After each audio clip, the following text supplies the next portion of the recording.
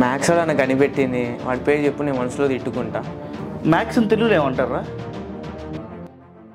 Maths అనేది ఒక subject కాదురా, అదొక ప్రకృతి.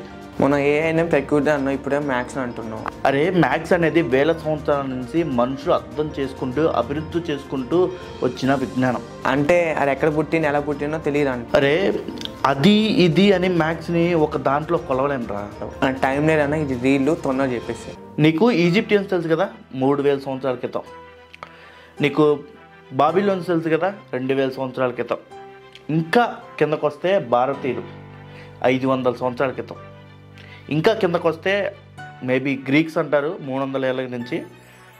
అప్పటి నుంచి ఉందిరా ఈ మ్యాథ్స్. అంటే భారతీయుల నుంచే ఈ మ్యాథ్స్ మొదలైందని చెప్పొచ్చు. అంటే మ్యాథ్స్ అప్పటి నుంచి ఉందా? ఎలా? అరే ఎందుకంటే universe is infinity, nature is infinity. మ్యాథ్స్ని నేచర్ అని ఎందుకు అన్నావు? జనరల్గా అనుకునేది మ్యాథ్స్ అంటే ఒక సబ్జెక్టు, కానీ మ్యాథ్స్ అనేది ఒక నేచర్ కూడా. పుస్తకాల్లో సమ్స్ అనేది ఒక చిన్న భాగం మాత్రమే మ్యాథ్స్లో. చెట్టు విరిచే కొమ్మల్లోనూ, గ్రహాల చలనాల్లోనూ, సముద్ర అలల తాకిల్లోనూ మ్యాథ్స్ ఉంటుంది.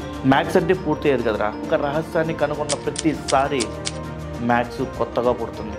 కాబట్టి మ్యాథ్స్ అనేది సబ్జెక్ట్ కాదు, అదొక యూనివర్స్ లాంటిది. అందుకని నేను దాన్ని ప్రకృతితో పోలుస్తాను. So maths is universe, maths is nature. తెలుగులో గణిత శాస్త్రం అంటారా. ఏమో అన్న, అర్థం కాదు. సర్లే. ఇలాంటి మంచి మంచి వీడియోస్ కావాలంటే సబ్స్క్రైబ్ చేసుకోండి ఫ్రెండ్స్.